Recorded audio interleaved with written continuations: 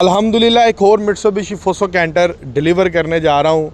माशाल्लाह ये रजब भाई हैं जो कि ये मुझसे गाड़ी लेके जा रहे हैं। इनको कितना इन्होंने इस गाड़ी के ऊपर कितना लोड उठाना है, क्या कारोबार करना है मित्सुबिशी फोसो कैंटर पे, इन्होंने इस गाड़ी को रिकमेंड क्यों किया। इनके पास इससे पहले हीनो चल रहे हैं। हीनो चल रहे हैं सर जी, मेरे पास पहले 2 हीनो हैं। पहले इनके पास माशाल्लाह हीनो चल रहे हैं। हीनो से ये शिफ्ट हुए हैं, शिफ्ट पकड़ी है इन्होंने मित्सुबिशी फोसो कैंटर पर। क्यों आए हैं फोसो कैंटर पे? देखिए, एक तो इसका फ्रेम ओरिजिनल लेंथ में ज़्यादा है हाँ। उस पर, और दूसरा फ्रेम दूसरों को हमें डबल करवाने पड़े हैं। इसका फ्रेम ऑलरेडी हमें डबल फ्रेम सिंगल है, सिंगल है, उसको हमें डबल करवाना पड़ा है। वो डबल करवा के भी टूट जाता है। अच्छा बल इसको उसकी रीजन ओरिजिनल डबल फ्रेम हमें मिल गया है। हाँ जी, उसके अलावा केबन स्पेस बेहतर है। अच्छा, उसके अलावा टायर रिम नहीं चेंज करवाने पड़ेंगे। टायर इसी पे 8, 25, 16 के लग जाएंगे। इसी पे लग जाएंगे। SLM के टायर लगे हुए, टायर भी अच्छे हैं, वैसे चल सकते हैं। हमारा इरादा तो इस पे है तकरीबन को 8 से 10 टन वजन उठाने का। 8-10 टन के लिए मेरे ख्याल से आपको 8-25 करवाने की जरूरत नहीं। वैसे नहीं है, लेकिन वो एक एहतियातन है कि उसको ज़रा टायर अच्छे चल जाते हैं वो। और उसके बाद कंटेनर रखवाएंगे हम इसके ऊपर, और कोशिश करेंगे कि पासिंग इसकी कोई 14-15 टन तक हो जाए, ताकि अगर 12 टन भी आपकी 18-17 टन तक भी हो सकती है। बस आपको तो पासिंग करवानी है, लेकिन उसमें यह है कि आप फैब्रिकेशन करवा के, ठीक है, जिस टाइम आपकी कंटेनर बॉडी रख जाए उस टाइम आप पासिंग करवाने जाएं। अगर आप टायर 8-25 का करवाएंगे फिर आपकी 17.5 टन तक रिकमेंडेशन हो सकती है, ठीक है। अदरवाइज 750 के ऊपर आपका यही 13-14 टन की रेंज में आपका वजन पास होगा, अगर आपने साफ़ी 9-10 टन की कैटेगरी में रहना है, ठीक है। उसमें साफ़ी मतलब 12 तक हमें साफ़ी वजन मिल जाए ना, तो ये एक प्रेफरेबल ऑप्शन होगा। हाँ, तो वो उसके लिए आपको फिर टायर 8-25 का करवाना पड़ेगा। 8-25 टायर हम ऑलरेडी बात हुई। फ्रेम चेक करवाएंगे इसका। आए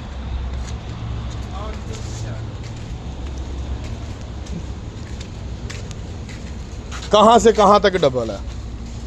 एंड टू एंड डबल है। आप भी व्लॉग चलाते हैं? हाँ, वैसे शौकिया बना रहे हैं, चले बनाए। अच्छा। देखें ना, end to end frame double है। अच्छा, और सबसे बेसिक एज, मुझे एक छोटा सा आपसे पूछता हूँ कि ये फ्रेम जो है चैनियन डबल आ रहा है। बिल्कुल ऐसे। एक फ्रेम जैसे हीनो 1,17,00,000 रुपए का आप ले रहे हैं, उसका फ्रेम सिंगल है, ठीक है। उसको आप अगर डबल करवाते हैं, क्या इन दोनों में फर्क होगा? नहीं, बहुत फर्क है। डबल करवाने के बावजूद भी फर्क है। असल में जो फ्रेम की फिटिंग है ना, वो दोबारा उस तरह बन नहीं पा रही जिस तरह, मतलब ये जेन्युइन की फिटिंग है। मैं आगे सबसे पहले इसी को देखा है, इसको मैंने बड़े वो देखा है कि ऊपर नीचे सब कुछ इसको मैंने देखा है। वो मैंने उनके भी बड़े गौर से देखे हैं। जो वो फिटिंग है ना, वो इस तरीके से नहीं बन पा रही। नहीं बन पा रही। मतलब ये इसकी जो फ्रेम की फिटिंग है ना, वो अब मटेरियल वाइज तो ये ज़ाहिर परफॉर्मेंस पे पता चलेगा, लेकिन ये है कि जो फिजिकली नज़र आ रहा है, हाँ, फिजिकल नज़र बहुत अच्छा नज़र आ रहा है। यानी कि in short to the point अगर बात करें कि ये जो फ्रेम है, ठीक है, ये जो जेन्युइन जो जापान से आ गया है, वो पाकिस्तान में उसको जितना मर्जी सिंगल को डबल करा लो वो चीज़ नहीं बन सकती। मेरे नहीं ख्याल कैसे नहीं बन सकती। आप बिल्कुल ठीक कह रहे हैं। अगले नंबर पर एक और चीज़ आप थोड़ी सी गौर कीजिएगा, आपको एक्स्ट्रा चीज़ के ऊपर आपकी नज़र करवाता हूँ। ये रॉड, ये भी हीनो में नहीं है। अच्छा, उसमें मेरे ख्याल में सिर्फ वो वाला गार्डरी है और हिस्से के साथ है। अब ये रॉड जो है ये आपके फ्रेम को पकड़ के रखता है, टाइट करता है। फ्रेम आपका जंक्शन जो है खुलता नहीं है, आपका होल्ड में रहता है। ठीक हो गया सर।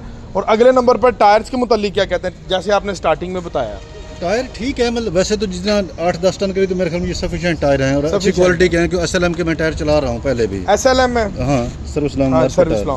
पहले इसके अंदर जनरल आता था धागे वाला। अच्छा, नहीं, अब इन्होंने तारों वाला। ये मैंने यूज कर रहा हूँ ये टायर ना ऑलरेडी।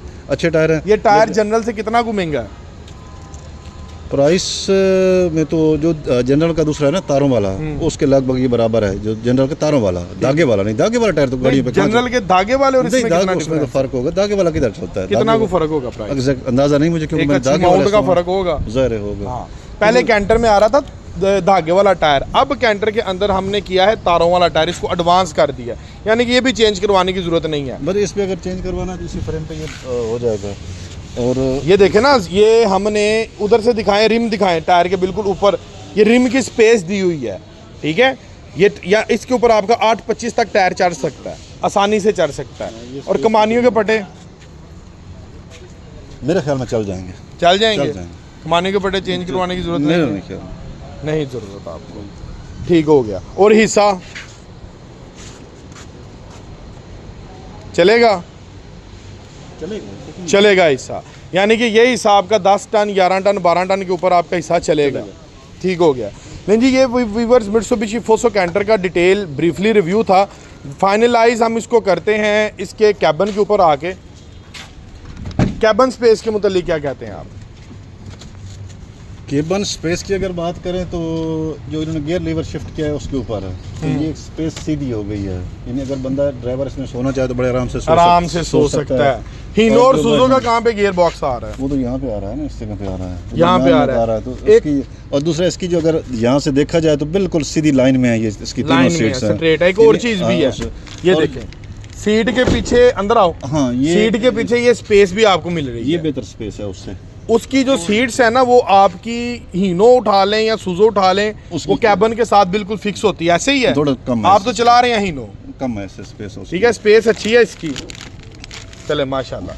नहीं जी व्यूअर्स, ये था मित्सुबिशी फोसो कैंटर का ब्राइफली रिव्यू जो कि आपको 6 नट्टी के अंदर मिल रहा है। ठीक है, टोटल मेड इन जापान है।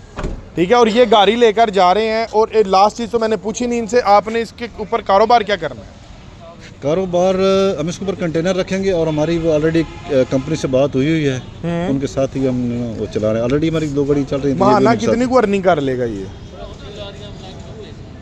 अगर तो फ्यूल एवरेज जितनी क्लेम कर रहे हैं, यानी अगर ये फ्यूल एवरेज हमें देता है 6 से 7 की आराम से, तो अगर इतनी फ्यूल एवरेज हमें ये देता है ना, तो मेरा ख्याल है कि इसमें 3.5 तक तो बड़े आराम से हो जाएगा। माशाल्लाह 3.5 लाख रुपए तक ये गाड़ी निकाल ले, बड़े आराम से निकाल तो किस्त तो मुश्किल ही नहीं है। नहीं, कोई मुश्किल नहीं। अगर ये उसमें जो फ्यूल एवरेज है ना, अगर ये जो एवरेज क्लेम है, ये तो पता चलेगा ना अब गाड़ी इस्तेमाल होती है। नहीं, ये इससे आप बेफिक्र रहें, अल्हम्दुलिल्लाह ये आपको 7+ की एवरेज देगी। अगर इतनी एवरेज देती है ना, तो ये तो बहुत एडवांटेज है। इंशाल्लाह आप फिर नेक्स्ट गाड़ियाँ फिर कब निकलवाएंगे? एवरेज पहले आपने एवरेज चेक करनी है। अगर ये ऑडियंस देख रही है, इनका मैं बाद में भी रिव्यू करूंगा। ठीक है, ये रजब भाई पहले गाड़ी चलाएंगे, चला के एवरेज बताएंगे कितनी एवरेज निकली है। ठीक 1 महीने के बाद इनका दोबारा रिव्यू करूंगा। अगर तो इस गाड़ी ने 7 की एवरेज दी प्रॉपर 1 महीने के बाद इसी प्लेटफॉर्म पे इनका मैं रिव्यू अपलोड करूंगा।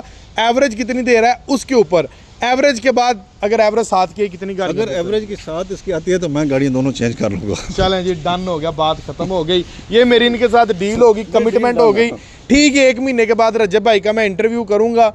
अगर इसने 7 की एवरेज दी तो ये 2 गाड़ियां वीडियो में बुक करवाएंगे। डील है? लें जी, डन हो गया। लें जी, बहुत शुक्रिया रजब भाई। लें जी, इसी के साथ अपने भाई को इजाज़त दें। अगर आप मित्सुबिशी फोसो कैंटर हासिल करना चाहते हैं तो नीचे दिए गए नंबर पर कॉल कर सकते हैं। एक नई चेंजिंग मैं देख रहा हूँ, ये देखें, ये मेरे ख्याल से पहले कैंटर्स में नहीं मैंने देखा। ये आ रहा था पहले कैंटर्स में? नहीं था ना आ रहा, ये वाइट था। ये वाइट था, ये मैंने अभी गौर किया। व्यूअर्स ये भी चेंज कर दिया है। ये देखें, लुक थोड़ी अग्रेसिव नहीं हो गई, खूबसूरत हो गई है। ये जो फॉग लैंप्स ब्लैक कैटेगरी में दे दिए ना, लुक्स थोड़ी मजीद अग्रेसिव हो गई है ना। ये मैंने अभी गौर नहीं किया, जब का रिव्यू करूँ ये मैंने अभी गौर किया। फॉग लैंप्स का जो कवर्स है वो इन्होंने ब्लैक मैट में कर दिया, माशाल्लाह। लें जी, इसी के साथ इजाज़त दें, मिलते हैं इंशाल्लाह अगली